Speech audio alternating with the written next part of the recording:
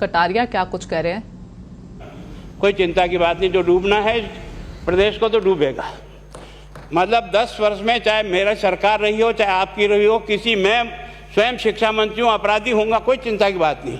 लेकिन आप कम से कम इन 10 सालों से इन जितनी कोचिंग संस्थाएं चल रही है, इनकी जितनी परीक्षाएं हुई है, उनके परीक्षा के रिजल्ट के साथ आप एक टीम लगा करके इनका पोस्टमार्टम करो, तब आपको समझ में आ जाएगा कि ये बीमारी कहाँ से चली है। ये बीमारी इन व्यवसायियों के थ्रू चली है। मैं और आप पेपर आउट करेंगे, पेपर लाऊंगा, 5 लाख दे दूंगा, 8 लाख दे दूंगा, मैं क्या 2 करोड़ 5 करोड़ 8 करोड़ दे सकता हूँ क्या भैया? ये सारे के सारे जो पैसे देने वाले बड़े बड़े दिग्गज लोग हैं, जो कोई 10 करोड़ में पेपर ले जाता है, कोई 3 करोड़ में ले जाता है, कोई 2 करोड़ में ले जाता है, फिर अपने कोचिंग संस्थान में रिजल्ट लाता है और उसके बाद बड़े बड़े पोस्टर बाहर लगाता है, मेरा 100% सिलेक्शन। ये है बीमारी की जड़। अगर मार करना चाहते हो तो यहाँ करो, तब तो जाकर के इसको कोई रोक सकोगे। बाकी से केवल मन को संतुष्ट करने का काम करो तो ये राजस्थान के उस गरीब बच्चे के साथ न्याय नहीं होगा, जो बड़ी मुश्किल से पढ़ता है, अपने घर में बूढ़े माँ बाप को भूखे मार के पढ़ता है और उसके बाद परीक्षा के लिए जाता है, रोता हुआ घर लौटता है। क्या दुख नहीं होता है? हम लोगों के मन में कोई रहम नहीं है कि आखिर उस बच्चे का क्या होगा जो अपनी बड़ी पीड़ा के साथ पढ़ रहा है। इन सारे पैसे वाले लोगों के पास में आपने सारी सरकारी नौकरियों को भेज दिया। मैं बहुत कड़वा सच बोल रहा हूँ। आज जो पिछले 8 साल में नौकरी में लगे ना, उन सब का भी पोस्टमार्टम कराओ, आपको लगेगा आधा फर्जी मामला निकलेगा। कोई है नहीं, कोई सोचने वाला है इस पर कि आखिर उसके दर्द को कौन जानेगा, है ना। जिस प्रकार से हमने परीक्षा के माध्यम से इन पैसे वाले लोगों को उतार करके सारे के सारे उन गरीबों की आशाओं के ऊपर पानी फेर दिया। रात और दिन पढ़ता है, भूखा प्यासा पढ़ता है, घर बेच करके पढ़ता है, खेत बेच करके पढ़ता है, लेकिन जब उसका सिलेक्शन नहीं होता तो जहर खा के मरता है। कोई इस पीड़ा को समझने के लिए तैयार नहीं है। और हम इस कानून को ला करके दुनिया को बताना चाह रहे हैं कि हमने इतना बड़ा कानून कर दिया, इस कानून से कुछ भी नहीं होगा। मैं आज आपको कह रहा हूँ, ये जो आपने नए प्रावधान जोड़े हैं, मैं सोचता हूँ कि मुझे कुछ बोलने की इच्छा नहीं, मुझे बहुत दुख है इस बात का। क्या होगा ये?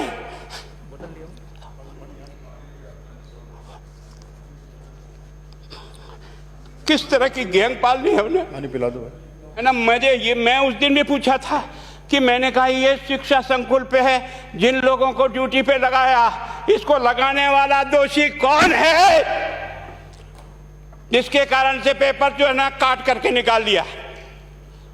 ये तो ठीक है, भाग्य हमारा अच्छा था कि सवाई माधोपुर की घटना खुट गई और एसओजी को उसमें हाथ में लग करके कुछ केस लग गया।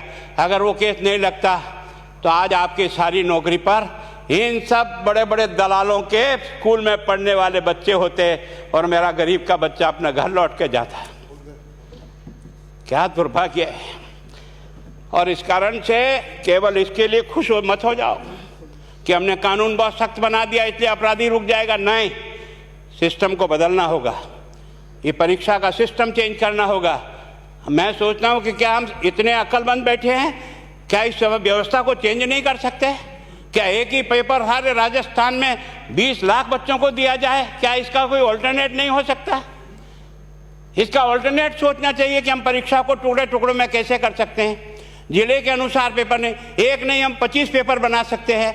कौन से सेंटर पर कौन सा पेपर जाएगा कोई तय नहीं करेगा कौन सा जाएगा, और हम जो इच्छा होगी उस सेंटर पे वो पेपर भेजेंगे। और ये जितने भी प्राइवेट कॉलेजों में आपने सेंटर बना रखे उनको बंद करो, इनको तुरंत बंद करिए एक ऑर्डर से। जितने भी सरकारी विद्यालय है और सरकारी नौकर ही एग्जामिनर बनेगा और एग्जामिनेशन करेगा, तब तो आप इसको बचा पाओगे। बाकी आप और मैं कितने भी कानून बदल कर दें, आपका वो जांच करेगा, आपका वो अधिकारी आएगा। आपने कहा भाई सेशन जज के नीचे नियुक्ति नहीं होगी, इसके अलग से कोर्ट होगा, बहुत अच्छी बात है। प्रोविजन जो आपने डाले हैं वो स्वागत योग्य है, स्वागत करता हूँ, पर इन प्रोविजन को लागू तो आप और मैं ही करूँगा, कौन करेगा? जब हम ही ठीक नहीं है तो इन प्रोविजन क्या रोएंगे अंदर बैठे बैठे? जब तक हमारा दिल और दिमाग ठीक नहीं होगा ना, इस बीमारी का इलाज नहीं होगा। हमने शिक्षा के मंदिर को भ्रष्टाचार की भट्टी में जलाकर खाक कर दिया। दुर्भाग्य हमारा। जहां से कोई आशा की किरण दिखती थी उस गरीब को कि चलो मैं अपनी मेहनत से आगे बढ़ जाऊंगा, लेकिन अब वो निराशा में आ गया। उसको लगा कि अब कोई रास्ता नहीं है।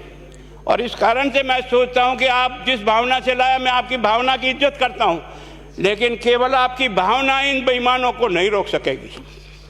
इसको रोकने के लिए हमको सिस्टम को बदल करके और तुरंत उस पर ध्यान करना चाहिए। कानून 302 का बना हुआ है, क्या मर्डर रुक गए? आप भी जान रहे हो, रोज के रोज पोक्सो कोर्ट में आजीवन कारावास हो रहा, क्या व्यभिचार रुक गया है?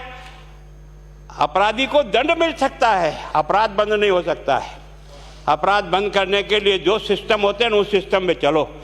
एकमात्र इस देश में भ्रष्टाचार की भट्टी में देश जल रहा था, केवल और केवल एक तरह से प्रत्येक व्यक्ति का खाता खुलवाकर देश के प्रधानमंत्री में सारा का सारा बेनिफिट उसका सीधा खाते में डाला।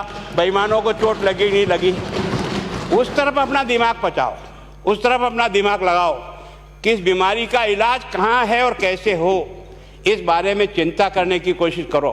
मैं कई बार इधर सीकर और इधर गया तो मैं सोचता हूँ कोचिंग संस्थान की बिल्डिंग देंगे ना तो टोपी गिर जाए नीचे से।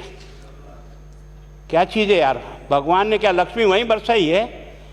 और जो बाकी संस्थाएं, उसका कारण यह है कि हमने अपनी दुकान को इतनी कमज़ोर कर दी है कि जहाँ बच्चे अच्छी तरह से शिक्षा लेकर के हम जैसे गरीब पढ़ करके यहाँ आ गए, अब वो रास्ते नहीं हैं।